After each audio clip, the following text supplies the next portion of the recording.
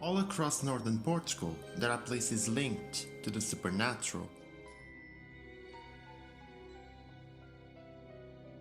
Ancient forests, megalithic sites, and old Celtic hill forts are said to be inhabited by magical creatures. And those who interfere with them, according to popular belief, risk the fate worse than death.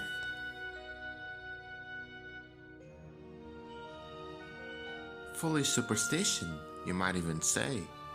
But one fact remains, people still fear these places, and most of them have remained undisturbed for thousands of years.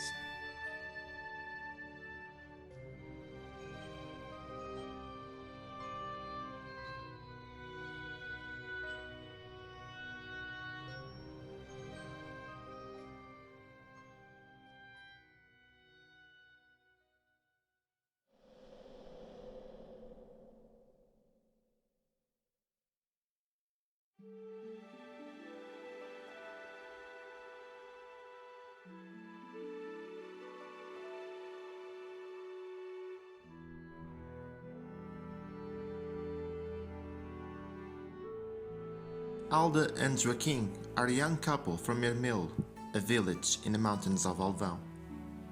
Ermil is a small village, so everyone knows each other, and they are a very beloved couple.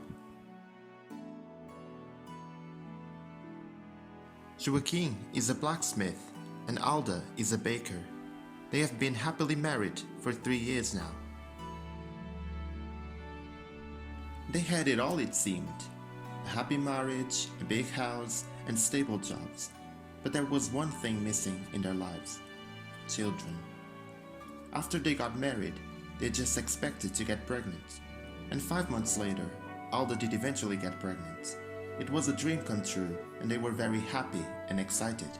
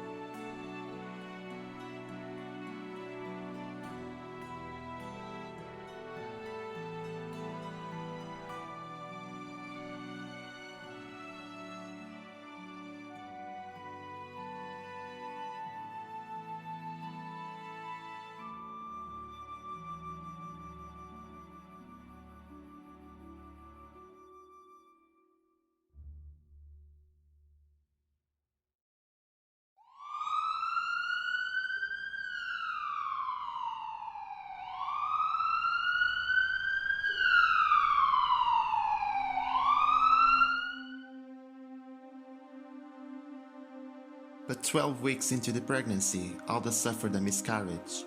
And suddenly, they were faced with a kind of heartbreak and fear they've never experienced before. It was not just the loss of a baby, it was the loss of a dream. And everyone in the village felt their pain. It was very hard on the young couple, especially on Alda.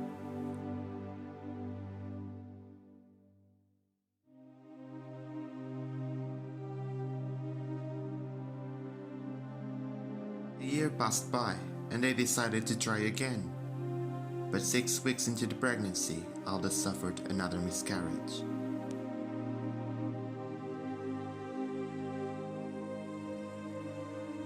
But they didn't stop trying. Now 3 years have gone by, and Alda had 2 more miscarriages. There is a very long time to be carrying feelings like grief, sadness, and disappointment, and it led Alda to depression. All they ever knew was disappointment and failure, so they began to believe that it was never going to happen.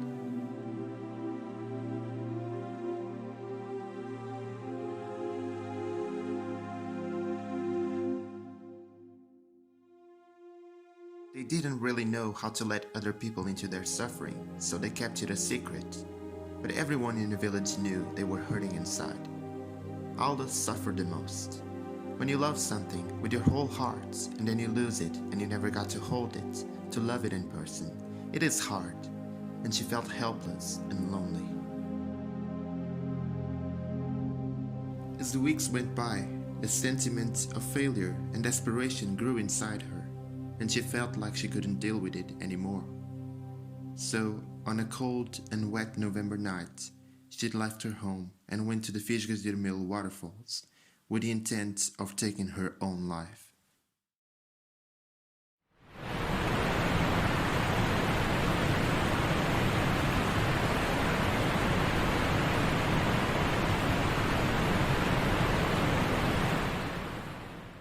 As she approached the raging waterfall, she realized she couldn't do it, and she fell on her knees and started to cry.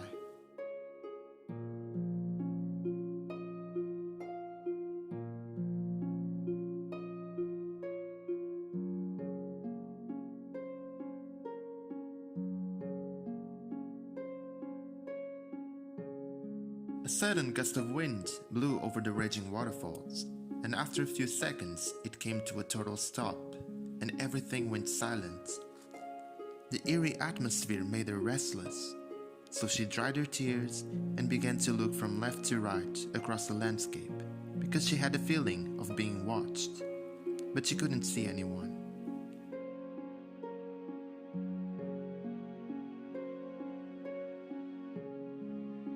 That's when she saw a group of strange orange light orbs moving over the raging Ola River.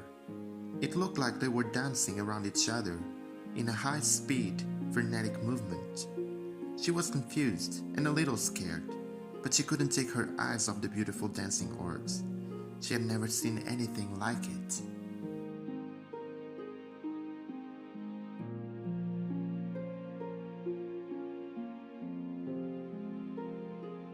One of the light orbs separated from the group and slowly came in her direction. Time seemed to slow down and everything happened in slow motion. The fast-moving orb was now gently floating in front of her. And as its light faded, she realized the orb was a fairy child, radiating a beautiful warm orange light. At first, she was afraid, but then it felt like she was engulfed by a sudden feeling of love and acceptance, something she hadn't felt in a very long time.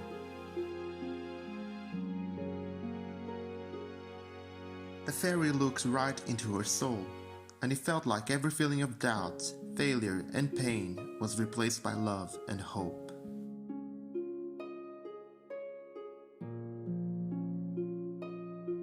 A tear rolled down her cheek, and she fell on the ground unconscious.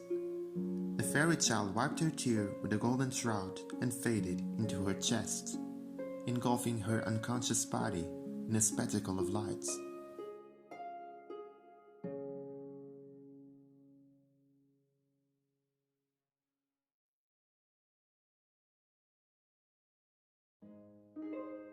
The next morning, she woke up in her bed next to her husband. How she got there was a mystery, and she started to wonder if it was all a dream. But then she noticed she was holding a tiny golden shroud. That's when she realized what happened to her was real.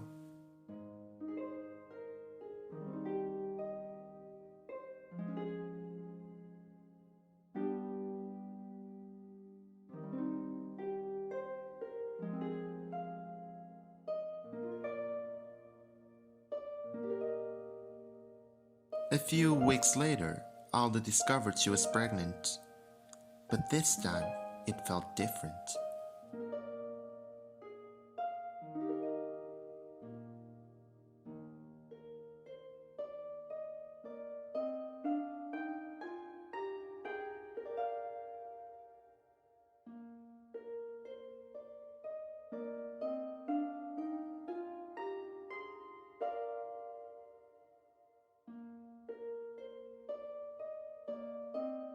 Eight months later, Alda gave birth to a beautiful baby girl. They felt blessed. After so many years of pain and suffering, their dream finally came true. After holding her baby girl for the first time, Alda told Joaquin about the fairy encounter. He was shocked. He heard such legends before about these beings called Fogachos or Candinhas, but he didn't believe they were real.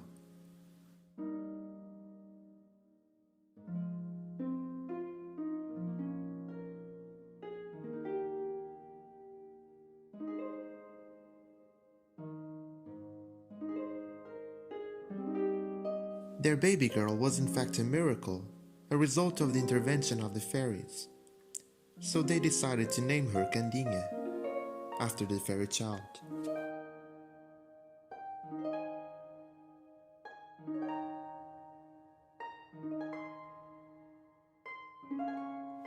Now they were truly happy.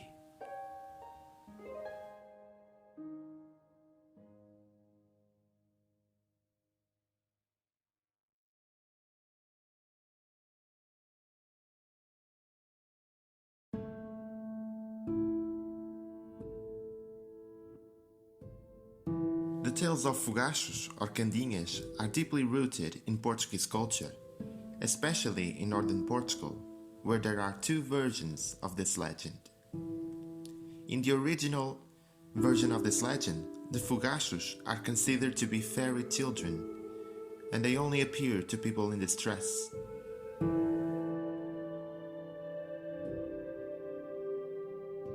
In the second version of this legend, and probably the most known, Fogachos are described as lost souls of children who died without baptism and appear in the form of small lights. This is obviously a Christianized version of the original legend.